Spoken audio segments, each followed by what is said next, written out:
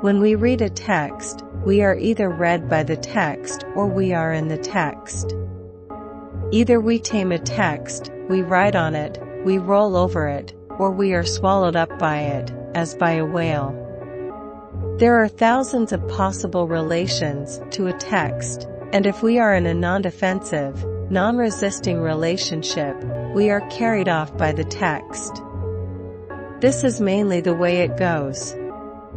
But then, in order to read, we need to get out of the text. We have to shuttle back and forth incessantly. We have to try all possible relations with a text. At some point, we have to disengage ourselves from the text as a living ensemble, in order to study its construction, its techniques, and its texture.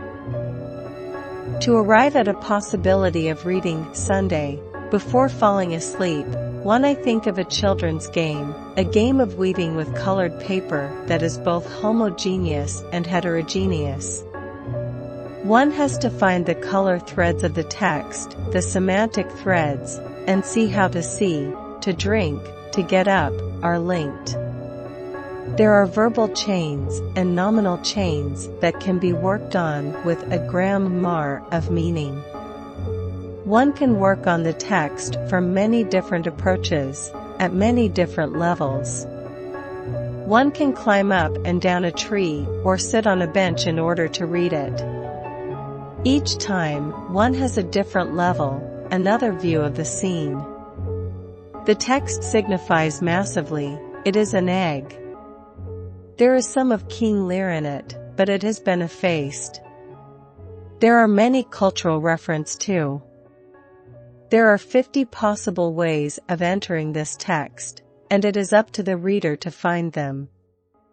In terms of a quest, we can set out in many different directions.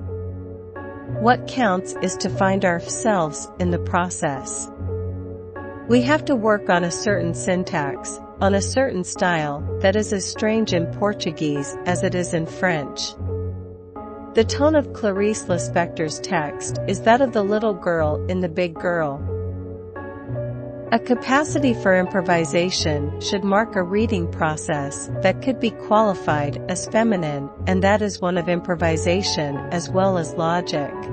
We do all this in order to follow, not to answer, the questions, which in French are feminine. Questions can be thought of as women. We follow the feminine questions, asking, what is feminine writing? Feminine, please sure?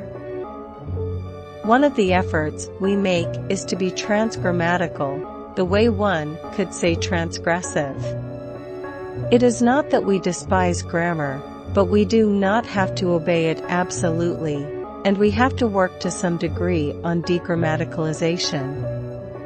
From this point of view, it is good to work on foreign texts, Clarice Lispector's, James Joyce's, and others, because they displace our relation to grammar.